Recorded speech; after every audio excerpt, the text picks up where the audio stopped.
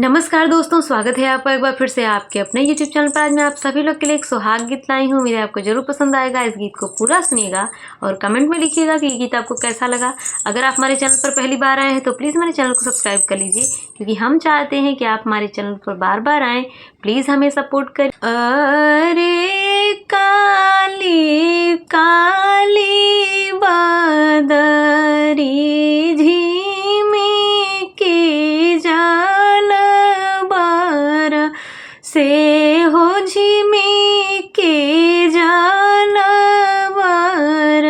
से अरे भीजी जई है बेटी का सिंदूर, रानी के सोहाग बाढ़ई भीजी जई है बेटी का सिंदूर, रानी का सोहाग बाढ़ई।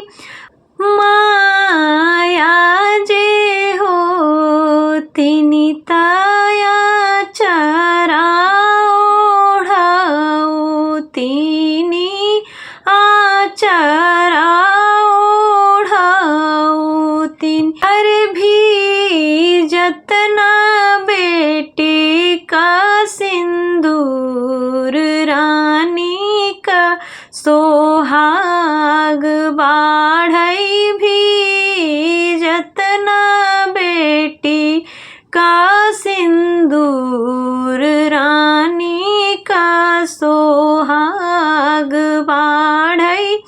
चाची जे हो तिनी ताया चरा ओढ़ाऊ तिनी आचरा ओढ़ाऊ तिनी अरे भी जतना बेटी का सोहाग, रानी का सोहाग बाढ़ई भी जतना बेटी का सिंदूर, रानी का सोहाग बाढ़ई।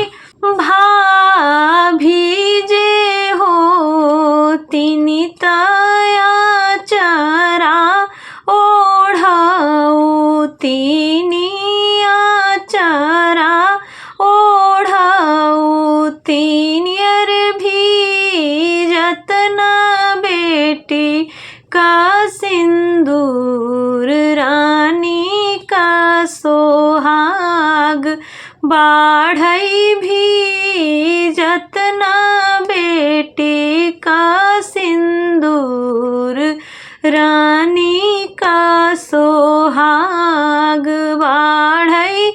अरे काली काली बदरी झिमी की जाल बार से झिमी की जाल बार से अरे भीजी जई है बेटी का सिंदूर, रानी का सोहाग बाढ़ई। गीत आपको कैसा लगा कमेंट में लिखिएगा। चैनल पर नए हैं तो प्लीज़ हमारे चैनल को सब्सक्राइब करिए, हमें सपोर्ट करिए। धन्यवाद।